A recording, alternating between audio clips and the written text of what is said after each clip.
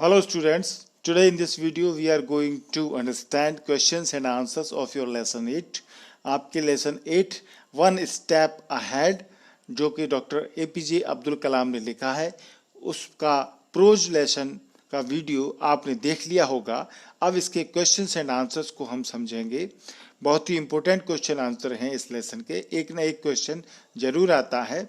चलिए स्टार्ट करते हैं। पार्ट फर्स्ट है, उसमें ये नोट लगा हुआ है कि ये छोटे क्वेश्चंस जिनके आंसर दे रहे होते हैं। इसमें आंसर द फॉलोइंग क्वेश्चंस 1 और 2 सेंटेंसेस, एक या दो वाक्यों में इन प्रश्नों के उत्तर देने होते हैं, तो ज़्यादा बड़े नहीं होते हैं। फर्स्ट क्वेश्चन है, why did doctor Kalam go to Delhi? Doctor Kalam Delhi क्यों गए थे? Doctor Kalam went to Delhi for an interview at DTD and P। Doctor Kalam Delhi गए थे इंटरव्यू देने के लिए DTD एंड P एयर। ये आप शॉर्ट फॉर्म ही एग्जाम में लिखें, इसकी फुल फॉर्म आप बुक से देख सकते हैं। Directorate of technical development and production air, ये इसकी फुल फॉर्म है। तो दिल्ली गए थे वो। क्वेश्चन 2 है, why did doctor Kalam go to Dehradun? Doctor Kalam Dehradun क्यों गए? दिल्ली के बाद वो देहरादून गए थे। आंसर है, doctor Kalam went to Dehradun for an interview at the air force selection board. Doctor Kalam वायुसेना चयन समिति, इसको बोलेंगे एयरफोर्स सिलेक्शन बोर्ड, यानी वायुसेना चयन समिति में अपने साक्षात्कार के लिए, इंटरव्यू के लिए देहरादून गए थे। थर्ड क्वेश्चन है, what did doctor Kalam want to become in air force? Doctor Kalam वायुसेना में क्या बनना चाहते थे? आंसर है, doctor Kalam wanted to be a pilot in air force. Doctor Kalam वायुसेना में एक पायलट, विमान चालक बनना चाहते थे। फोर्थ क्वेश्चन है, what did doctor Kalam feel when he was going to face the interview? Interview साक्षात्कार के लिए जाते समय डॉक्टर कलाम कैसा महसूस कर रहे थे, कैसा फील कर रहे थे, क्या फील कर रहे थे? आंसर है, when doctor Kalam was going to face the interview he was feeling excited but nervous. जब इंटरव्यू के लिए जाते समय डॉक्टर कलाम एक्साइटेड, उत्तेजित थे, परंतु नर्वस थे, घबराए हुए थे। डिटरमाइंड बट एंग्जियस, दृढ़ निश्चय था उनमें पर वो चिंतित थे। कॉन्फिडेंट बट टेंस, विश्वास था उनके मन में, विश्वस्त थे वो अपने आप में, परंतु टेंस थे, तनावग्रस्त थे। तो ऐसी स्थिति हर इंटरव्यू जो भी देने जाता है उसके मन में होती है। तो ये सेम कंडीशन डॉक्टर कलाम के मन में थी। फिफ्थ क्वेश्चन देखें, why did doctor Kalam go to Shivanand Ashram? Doctor Kalam Shivanand आश्रम क्यों गए थे? आंसर है, doctor Kalam went to Shivanand ashram to sort answer to the doubts that troubled him. Doctor Kalam Shivanand ashram में उन डाउट्स, शंकाओं का उत्तर प्राप्त करने गए थे, आंसर खोज करने गए थे, सॉर्ट माने खोजना, दैट ट्रबल्ड हिम, जो उन्हें परेशान कर रही थी। ऐसी शंकाएं, परेशानियां, शंकाएं जो उनको परेशान कर रही थी, उनका उत्तर ढूंढने के लिए डॉक्टर कलाम शिवानंद आश्रम गए थे। क्वेश्चन 6 है, what was designation and salary of doctor Kalam when he joined the job? Designation माने होता है पद, जो नौकरी लेते हैं तो कोई ना कोई पद रहता है किसी व्यक्ति का। तो डॉक्टर कलाम ने जब नौकरी ज्वाइन की तो उनका पद और उनका वेतन क्या था? आंसर है, when doctor Kalam joined the job his post was senior scientific assistant and his salary was 250 rupees per month. तो डॉक्टर कलाम ने नौकरी जब ज्वाइन की तो उनकी पद था वरिष्ठ वैज्ञानिक सहायक, सीनियर साइंटिफिक असिस्टेंट, वरिष्ठ वैज्ञानिक सहायक, और उनका वेतन 250 रुपये महीने था। पार्ट 2 के जो क्वेश्चन आंसर हैं वो थोड़े बड़े होते हैं, इसलिए नोट लगा रहता है आपकी बुक में। आंसर द फॉलोइंग क्वेश्चंस 3 और 4 सेंटेंसेस, 3 या 4 सेंटेंस में इन प्रश्नों के उत्तर देने होते हैं। चलिए पहला क्वेश्चन देखें। Why did the religious conquest not affect the southern part of India. आपने प्रोज का वीडियो अच्छे से देखा होगा, तो ये बात इसमें आई है कि भारत का जो साउथर्न पार्ट था, दक्षिणी भाग था, उस पर रिलीजियस कॉन्क्वेस्ट माने होती है धार्मिक जीत, धार्मिक विजय क्यों नहीं हुई। भारत के दक्षिणी भाग पर धार्मिक विजय क्यों नहीं हुई। तो आंसर देखें। Southern part of India was not affected by religious conquest। जो दक्षिणी भाग था भारत का, वो धार्मिक विजयों से इसलिए अछूता रहा, अफेक्टेड प्रभावित नहीं हुआ, बिकॉज क्योंकि it was behind the shield of the Vindhya at Satpura mountain ranges. क्योंकि ये विंध्याचल और सतपुड़ा पर्वत श्रेणियां जो हैं, इसके लिए शील्ड ढाल का काम करती थी। इस पार्ट के लिए दक्षिणी भाग जो था भारत का, उसको ढक के रखती थी, सुरक्षा के रूप में रखती थी, एक शील्ड का काम करती थी। ये जो पर्वत श्रेणियां थी सतपुड़ा और विंध्याचल की, ये। इसके अलावा Narmada, Tapti, Mahanadi, Godavari and Krishna rivers had woven a net of almost unassailable protection of tapering Indian peninsula.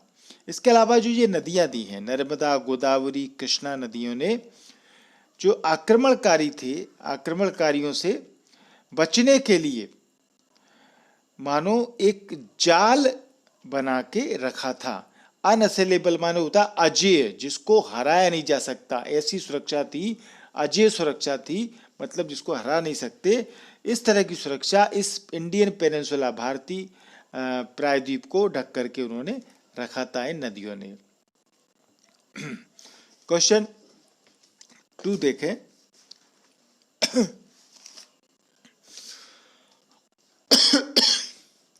Sorry. Describe the appearance of Swami Shivanand. Swami Shivanand जैसे दिखते थे उनका वर्णन करो, उनका अपीयरेंस कैसा था, वो कैसे लगते थे। Answer. Swami Shivanand looked like a Buddha. Swami Shivanand बिल्कुल भगवान बुद्ध की तरह दिखते थे। Wearing a snow white dhoti, बिल्कुल बर्फ जैसी सफ़ेद धोती वो पहने हुए रहते थे। ए वुडन स्लीपर्स, और खड़ाऊँ जिसको बोलते हैं, लकड़ी की जो चप्पलें होती हैं, खड़ाऊँ जिनको बोलते हैं, वो पहने हुए होते थे। He had an olive complexion and black piercing eyes, और उनका जो ऑलिव कॉम्प्लेक्सन, जो चेहरा था, वो जैतून जैसा उनका रंग था, और आंखें जो थी अंदर तक भेदती आंखें थी। पियर्सिंग आइज माने भेदती आंखें, भेदती यानी कि जिनमें देख करके कोई आदमी डूब जाए, इस तरह की गंभीर आंखें थी, गहराई वाली आंखें थी। He had an irresistible, almost a childlike smile and gracious manner, और उनकी बच्चों जैसी प्रतिरोध, जिसका irresistible माने जिसका कोई विरोध नहीं कर सकता। बच्चों की मुस्कान ऐसी होती है कि आदमी कैसा भी दुष्ट भी होगा, वो बच्चों की मुस्कान देख करके खुश हो जाता है, उन पर गुस्सा नहीं कर सकता। तो इस तरह की स्माइल उनके चेहरे पर थी, और बड़ा ही आकर्षक चेहरा उनका था। क्वेश्चन 3 देखें, तीसरा। How did Swami Shivanand console doctor Kalam. Console माने सांत्वना देना। डॉक्टर कलाम को स्वामी शिवानंद ने किस प्रकार सांत्वना दी। इंपॉर्टेंट क्वेश्चन है, कैसे कंसोल किया। तो आंसर देखें। For the consolation of doctor Kalam Swami Shivanand said. Doctor Kalam को सांत्वना देने के लिए स्वामी शिवानंद बोले, एक्सेप्ट योर डेस्टिनी, अपने भाग्य को स्वीकार करो। डेस्टिनी माने होता है भाग्य। And go ahead with your life, और अपने जीवन में आगे बढ़ो। You are not destined to become an air force pilot. तुम्हारे भाग्य में वायुसेना का पायलट बनना नहीं लिखा है। फॉरगेट दिस फेल्यूर, इस असफलता को भूलकर search instead for the true purpose of your existence, इस असफलता को, फेल्यूरिटी को भूलकर इसकी जगह पर अपने एग्जिस्टेंस, अस्तित्व के वास्तविक उद्देश्य को ढूंढो। तुम क्यों पैदा हुए हो, जो तुम्हारा अस्तित्व है, उसका जो रियल पर्पज है, उस वास्तविक उद्देश्य को ढूंढो। ट्रू पर्पज जो है तुम्हारे पैदा होने का, एग्जिस्टेंस का, उसको ढूंढो इस असफलता को भूल करके उसकी जगह पर। Become one with yourself my son, surrender yourself to the wish of God. उन्होंने कहा, मेरे बेटे,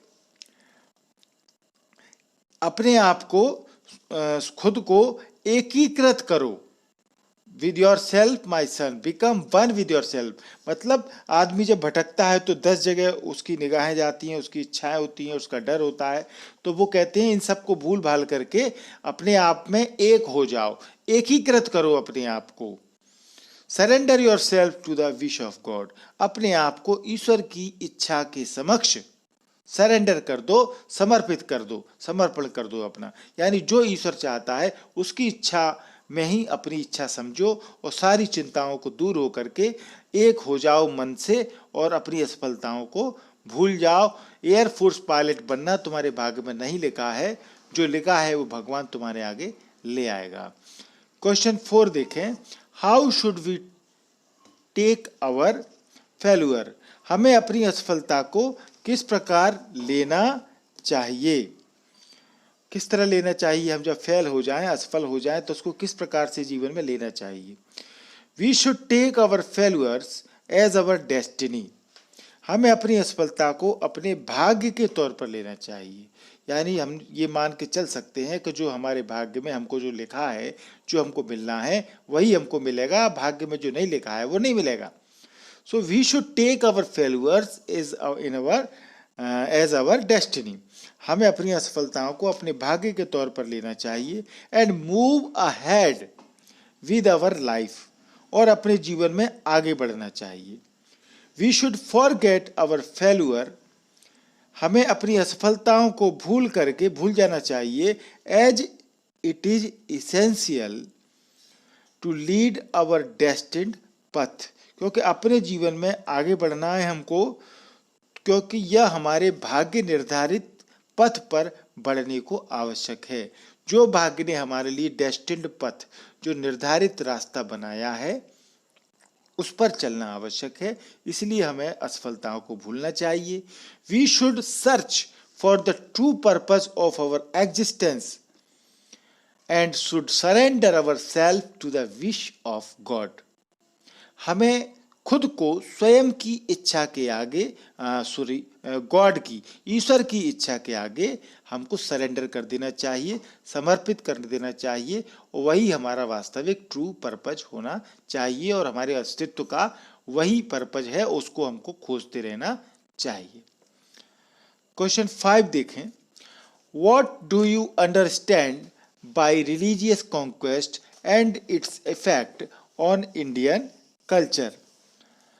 आप धार्मिक विजय यानी रिलीजियस कॉन्क्वेस्ट जो है, धार्मिक विजय से आप क्या समझते हैं, और धार्मिक विजय से और इसके भारतीय संस्कृति पर प्रभाव, and the effect on Indian culture, इसका भारतीय संस्कृति पर क्या प्रभाव पड़ा, उससे आप क्या समझते हैं, और रिलीजियस कॉन्क्वेस्ट, धार्मिक विजय से आप क्या समझते हैं। ये क्वेश्चन है, आंसर देखें। The rich and fertile planes of the Ganga, Ganga का जो धनी और उपजाऊ जो मैदान है, गंगा नदी के जो जिसके चारों तरफ जो पाट बने हुए हैं, उसके वो धनी हैं, और वहाँ की जमीन जो है वो उपजाऊ होती है।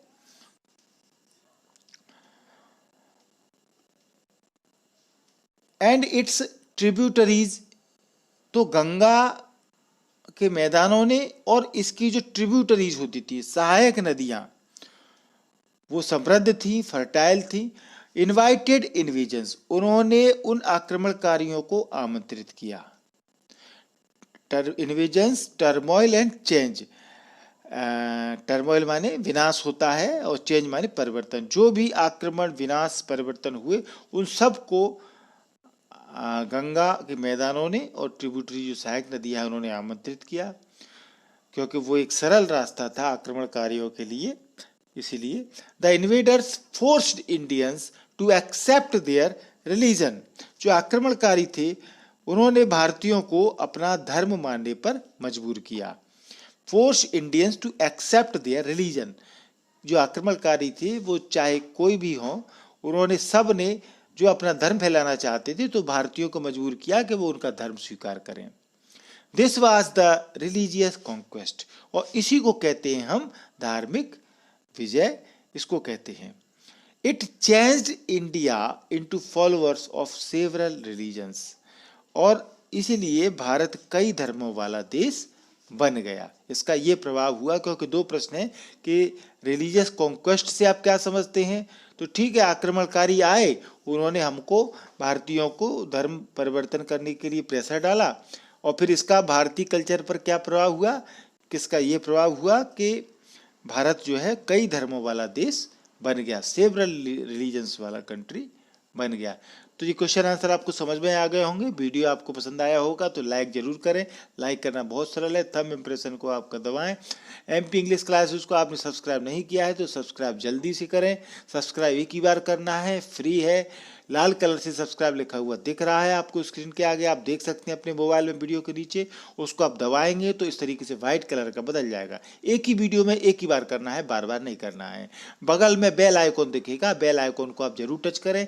3 ऑप्शन आएंगे, इसमें सबसे ऊपर वाला जो ऑप्शन है ऑल, उसको आप दबाएंगे तो मेरा वीडियो जो भी मैं बनाऊंगा वो तुरंत आपके मोबाइल के नोटिफिकेशन पर पहुंच जाएगा। तो इस वीडियो को पूरा देखने के लिए धन्यवाद। Thank you.